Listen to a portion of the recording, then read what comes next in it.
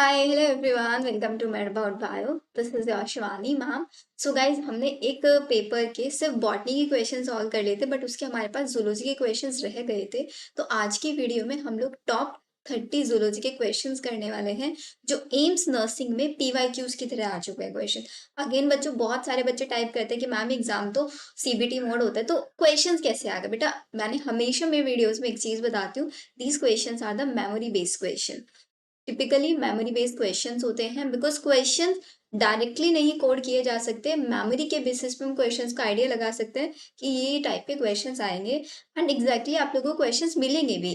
अभी just I am saying कि बच्चों आप लोग क्वेश्चंस कर लो, एग्जाम देने में इतना ज्यादा टाइम नहीं बचे कि आप पूरा सिलेबस अच्छे से पढ़ रहे हो। सिलेबस पढ़ चुके हो तो रिवाइज करो। ज्यादा सिलेबस अगर नहीं किया आप लोगों ने कवर, तो सिर्फ पीवाईक्यूज जितने मैं क्वेश्चंस करा बायो के, इतनी सारी की सारी वीडियोस अगर आप देख लोगे ना, तो आई एम 100% श्योर आप 50 से 20 क्वेश्चंस डायरेक्ट आप लोगों को यहीं से मिलेंगे। डायरेक्ट आप लोग क्वेश्चंस करके आओगे, तो जितने भी क्वेश्चन मैंने बायो के कराए आप लोगों ने कर लिए हैं क्वेश्चंस। तो चलो अब हम स्टार्ट करते हैं हमारा क्वेश्चन नंबर 1 से। क्वेश्चन नंबर 1 में हमको क्या, अगार अगार इज ऑब्टेन्ड फ्रॉम। अगार अगार कौन से चैप्टर से क्वेश्चन है? ये है हमारा प्लांट किंगडम चैप्टर से क्वेश्चन। अगार अगार हमें ऑब्टेन्ड होता है किससे? आपकी एल्गी से ऑब्टेन्ड होता है। This is agar agar is obtained from gelidium and gracilaria. Gelidium and Gracilaria. These are the examples of which algae? These are the examples of red algae. So the correct answer is algae. Second question. Volkmann's canal is found in. Volkmann canal जो होती है वो आपकी bones के अंदर पाई जाती है। आप लोगों ने पढ़ा होगा कि जो हमारी सबसे लॉन्गेस्ट बोन होती है, लॉन्गेस्ट बोन के ऊपर रीजन होता है एपीफाइसिस, जहां पे आपका रेड बोन मैरो फॉर्मेशन होता है। रेड बोन मैरो प्रेजेंट होता है। यहाँ पे दो कैनाल्स होती हैं, वॉकमैन कैनाल एंड एक और टाइप की कैनाल होती है। क्या नाम होता है बच्चों उस कैनाल का? जल्दी से बताओ।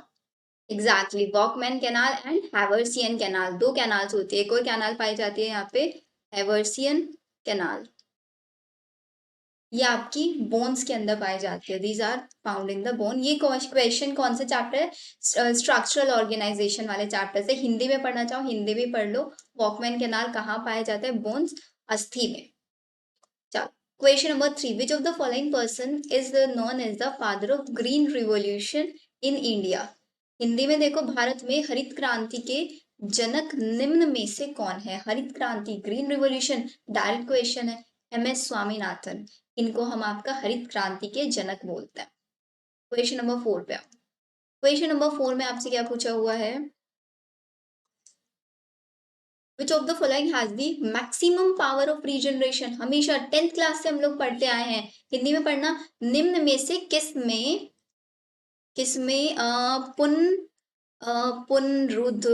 पुनरुद्वन की क्षमता सर्वाधिकता होती है? This is known as planaria. Highest regeneration capabilities के अंदर होती है।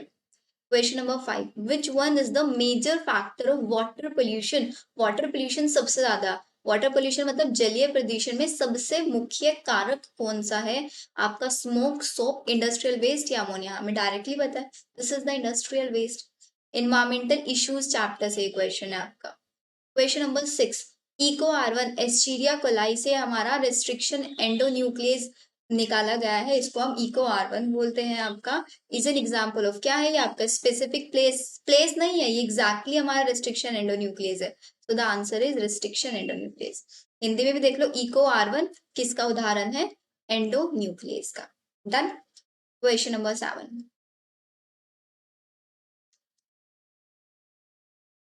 क्वेश्चन नंबर 7 में बोलते हैं भाई, डेस्मोसोम्स क्या होते हैं? Desmosomes are the connecting link of cell organelles, pigments या फिर फैट स्टोरेज सेल्स होते हैं, या फिर नन ऑफ दीज। ये क्वेश्चन भी बहुत इंपॉर्टेंट है बच्चों। इस क्वेश्चन को भी हम स्ट्रक्चरल ऑर्गेनाइजेशन वाले चैप्टर के अंदर पढ़ते हैं। उसके अंदर आप लोगों ने एक चीज पढ़ा होगा कि हमारी जो एपिथेलियल सेल्स होती है, दो एपिथेलियल सेल्स आपस में ज्वाइंट होती है एक कनेक्शन के थ्रू। उस कनेक्शन को हम बोलते हैं डेस्मोसोम। एपिथेलियल सेल्स या एपिथेलियल टिश्यूज आपस में कनेक्टेड होता है। So this is the connecting link of cell organelles के बीच का ये कनेक्टिंग लिंक होता है। Question number 8, calcitonin. कैल्सीटोनिन किसको रेगुलेट करता है? कैल्शियम, नाम से ही हम लोगों को पता चल रहा है कैल्सीटोनिन करता है किसका? कैल्शियम का। Correct answer is 4। Question number 9, hormone secreted by corpus luteum. 4 hormone secrete करता है जिसको हम बोलते हैं पेरी, progesterone, estrogen, relaxin and inhibin. Corpus luteum द्वारा स्रावित हार्मोन है कौन सा आपका?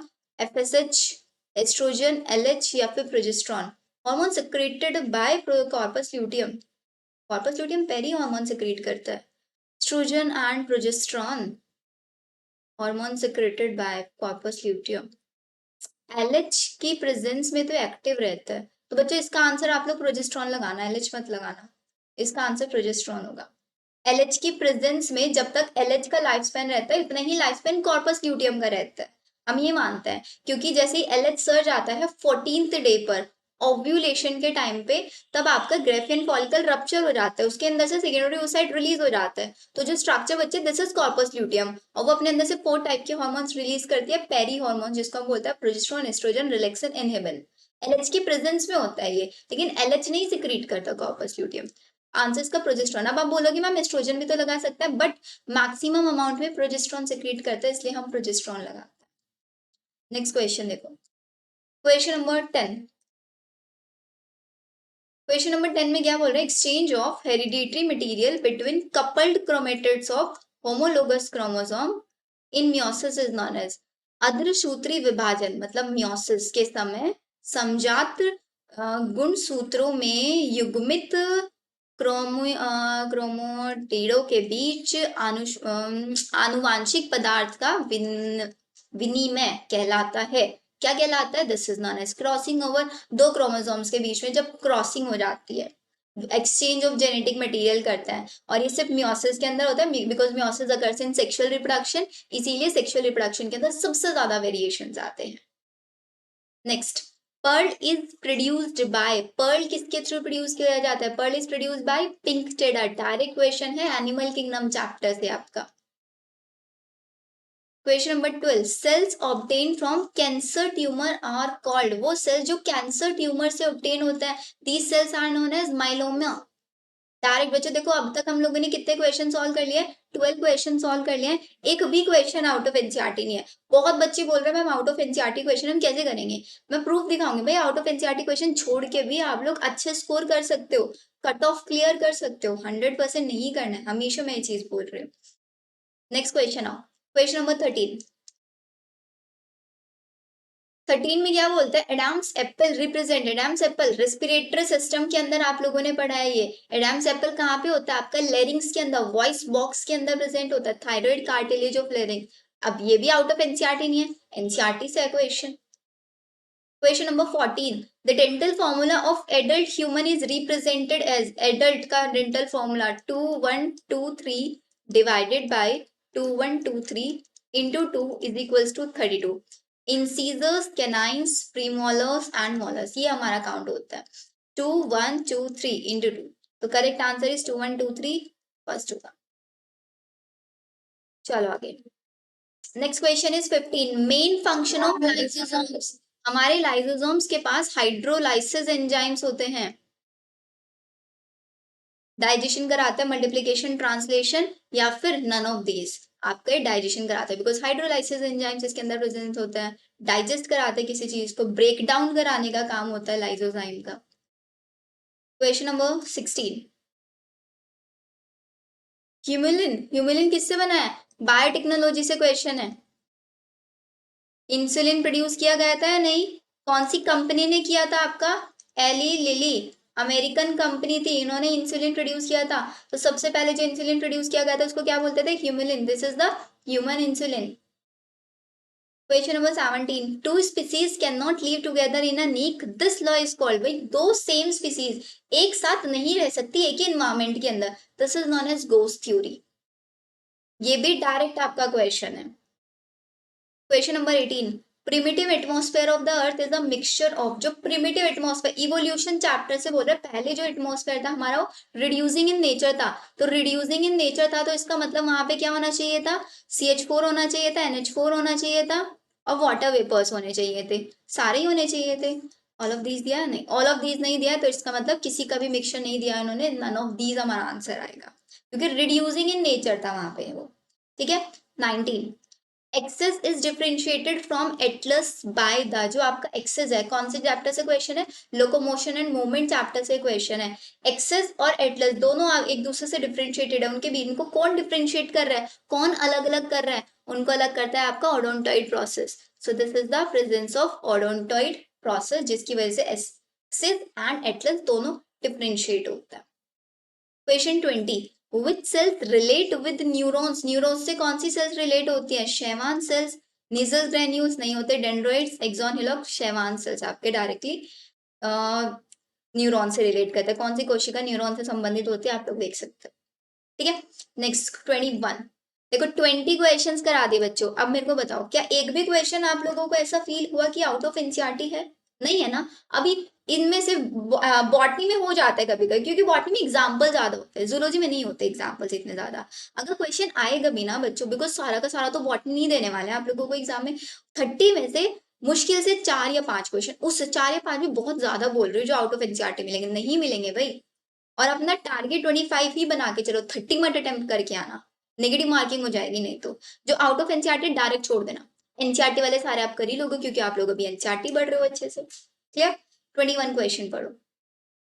The pollutant which decrease the oxygen carrier capacity of blood. भाई आपका जो ब्लड है वो ऑक्सीजन कैरिंग कैपेसिटी कब डिक्रीज होती है? जब एटमॉस्फेयर में ऑक्सीजन की अमाउंट कम हो जाए, आपका क्या बन जाए वो?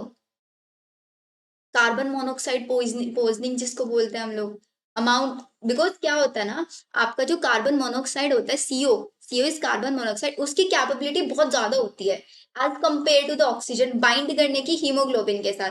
तो जैसे ही हमारा ऑक्सीजन की अमाउंट कम होती है, कार्बन मोनोऑक्साइड की अमाउंट कम होने लग जाती है। देखो क्वेश्चन दोबारा से पढ़ के देखना, आप लोगों को अच्छे से समझ में आएगा। फिर से क्वेश्चन में पूछा, the pollutant which decrease the oxygen carrier capacity of blood, मतलब आपके एटमॉस्फेयर में कार्बन मोनोऑक्साइड की कॉन्सेंट्रेशन बहुत ज्यादा हो रही है, तो इसका मतलब आपका ऑक्सीजन ना बाइंड करके आपके ब्लड से कार्बन मोनोऑक्साइड बाइंड करने लग जाएगा। उसको कार्बन मोनोऑक्साइड पॉइजनिंग हम बोल देते हैं, क्योंकि इसकी जो कैरिंग कैपेसिटी होती है, बाइंडिंग कैपेसिटी जो होती है ब्लड की, वो बहुत ज्यादा होती है as compare to the oxygen, इसलिए।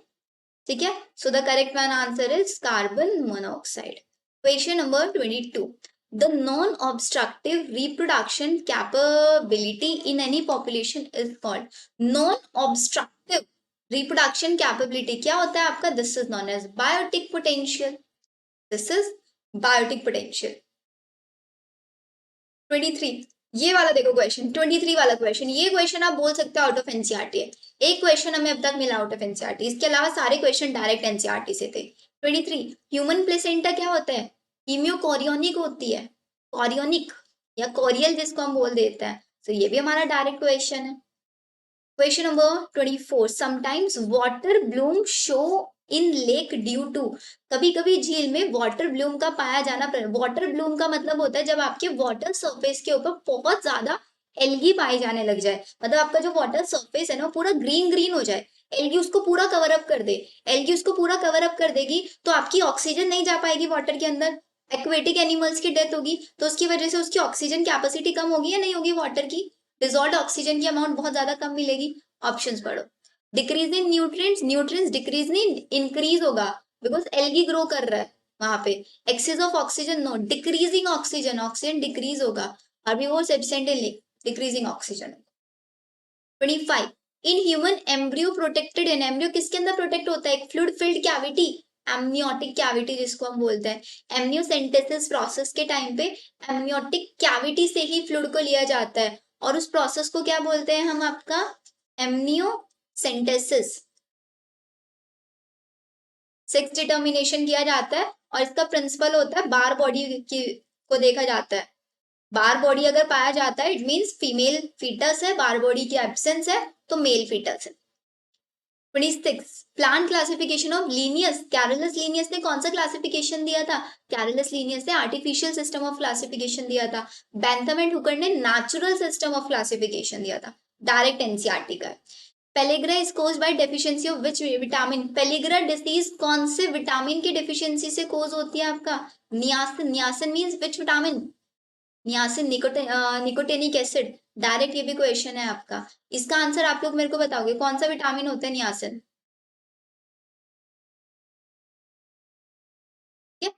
Next, DNA synthesis. DNA synthesis is known as DNA application.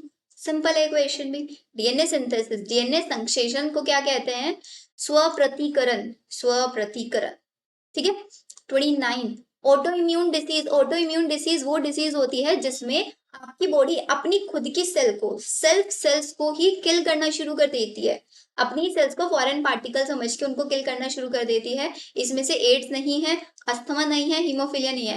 This is myasthenia gravis. Myasthenia gravis is autoimmune disorder. This is the correct answer. Question number 20, eutrophication is located in. Eutrophication आपका lakes के अंदर पाया जाता है। Answer देखो, eutrophication is in the minerals of soil, no in pond, desert, exactly lakes, water bodies के अंदर पाया जाता है ये। डन हो गया बच्चों हमारा यहाँ तक। अब इसके आगे आपके 10 क्वेश्चंस जीके के हैं आई गेस। नहीं, ज्यादा क्वेश्चंस है तो बच्चे पीडीएफ मैंने आप लोगों को शेयर किया हुआ है, आप लोग ये क्वेश्चन सॉल्व कर लेना।